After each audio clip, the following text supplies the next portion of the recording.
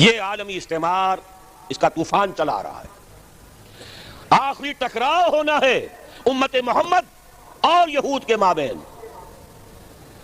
شیطانی قوت کا سب سے بڑا نمائندہ یہودی، وہ جو اقبال نے اشعار کہے تھے، دنیا کو ہے پھر مار گئے روح و بدن پیش، تہذیب نے پھر اپنے درندوں کو ابھارا، اللہ کو پامر دیے مومن پہ بھروسہ، ابلیس کو یورپ کی مشینوں کا سہارا. لیوسیفر،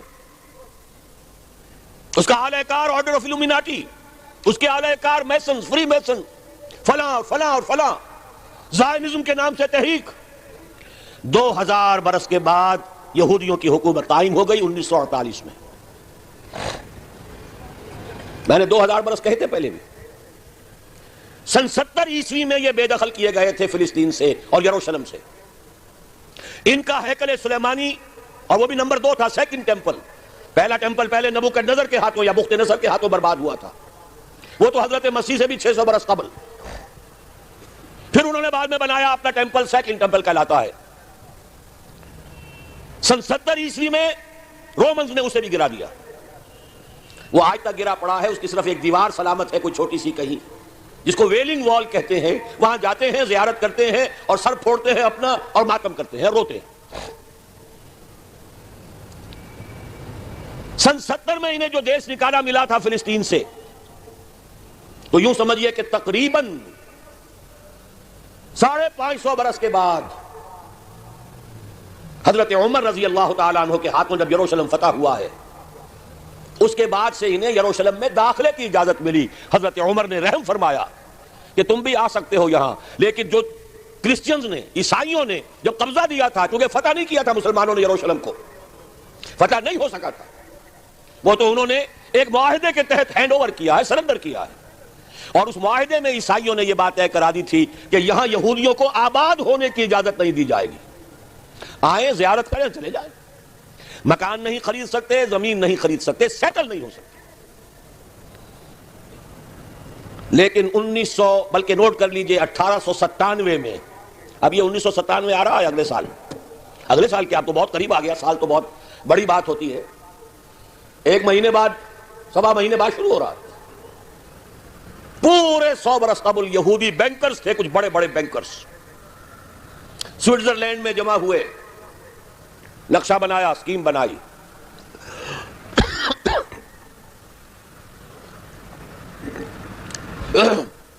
سازش کی صلاحیت اللہ نے بے پناہ دی ہے.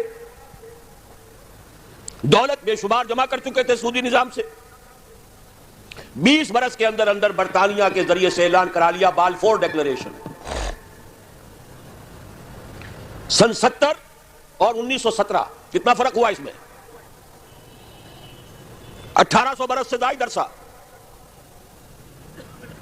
ان کا داخلہ ممنوع تھا پہلے 500 برس، بعد میں داخل ہو سکتے تھے، آباد نہیں ہو سکتے تھے. 1917 میں بالفور ڈیکلریشن کے ذریعے حق مل گیا کہ ہاں یہ بھی آ سکتے ہیں، مکان خرید سکتے ہیں. چونکہ اب ظاہر بات ہے پہلی جنگ عظیم کے بعد مسلمان تو چت پڑا ہے، کون بولے گا. اندیشہ ہو سکتا تھا تو ترک خلافت سے ہو سکتا تھا کہ کہیں تنگ آمد بجنگ آمد، خلیفہ کہیں اعلان کر بیٹھا جہاد کا تو کیا ہو جائے گا پوری دنیا میں، لہذا خلافت ختم کرواؤ.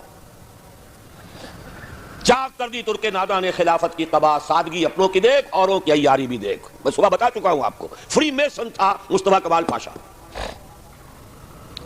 بہرحال 1917 کا بالفور ڈیکلریشن. اب آنے شروع ہوئے یہودی آیا، کسی عرب سے پوچھا بھائی اس مکان کا کیا مانتے ہو؟ یہ 2 لاکھ. لو بھائی 3 لاکھ لے لو، لیکن صبح نکل جاؤ. اس کھیت کے کتنے دام ہیں؟ جو دام بتایا اسے بڑھ کر کے جلدی سے جاؤ. اس وقت انہوں نے ابتدا میں کوئی تشدد نہیں کیا، لیکن دولت، اس کی چمک، ہوتے ہوتے اتنے قدم جما لیے کہ پھر 1948 میں اسرائیل ایک ریاست کی حیثیت سے دنیا میں قائم ہو. اس کے ساتھ جوڑ ملا لیجئے 1947 میں پاکستان قائم ہوا تھا. یہ ہم عصر واقعات یوں ہی نہیں ہے کہ ایسے ہی آ کر جوڑ مل گئے ہیں. تاریخ کے کچھ واقعات ہماری نگاہوں کے سامنے ہوتے ہیں، کچھ پیچھے. اللہ تعالیٰ کی مشیت، وہ جو پیچھے کار فرما ہوتی ہے وہ اپنی جگہ ہے. بہرحال 1948 میں قائم ہوا. 19 برس کے بعد 1967 میں جنگ، اور اس نے اپنے حدود بڑھا لیے، مشرق میں، مغرب میں، شمال میں. یروشلم پر بھی قبضہ ہو گیا 1967 سے اب یروشلم ان کے قبضے میں ہے. 30 برس ہونے کو آئے ہیں اور اب یوں سمجھیے کہ تلی ہوئی ہے اس وقت, تاریخ کی ترازو تنی ہوئی ہے. وہ لوگ تلے ہوئے ہیں مسجد اقصی کو شہید کر کے اپنا تھرڈ ٹیمپل بنانے کے لیے. سارا کام ہو چکا ہے, نقشے بن چکے ہیں. پچھلی دنوں مسجد اقصی کے ڈوم کے لیے شہنشاہ جو ہیں اردن کے شاہ حسین, انہوں نے کتنے من سونا دیا تھا تاکہ اس کے اوپر پتلی چڑھا دی جائے. تو یہودیوں نے کہا تھا یہ سارا سونا ہمارے ہیکل کی تعمیر کے کام آئے گا. کھل کر کہا. اب یہ کہ مسجد اقصی کے ساتھ جانے والی ٹنل کھول دی گئی ہے. کوئی دن کی بات ہے کہ کوئی یہودی کوئی جنونی جائے گا وہاں پر جا کر ایکسپلوسیو رکھائے گا اور اس ایکسپلوسیو کے نتیجے میں مسجد اقصی شہید ہو جائے گی. پھر کہیں گے بھائی ہمارا کوئی جنونی کر گیا, جب کر گیا تو چلو اب جو ہو گیا فیٹ اکمپلی ہے, یہ اب یہاں ہمارا ٹیمپل بننے دو. اور امت مسلمہ کی نبض وہ دیکھ چکے ہیں ایودھیا کی مسجد گرا کر.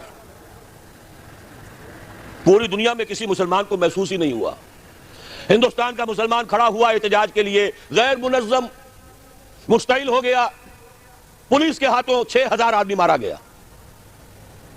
پاکستانی اٹھے مندر گرا دیے اور پھر وہ زکوٰۃ کے پیسوں سے بنا کر دیے.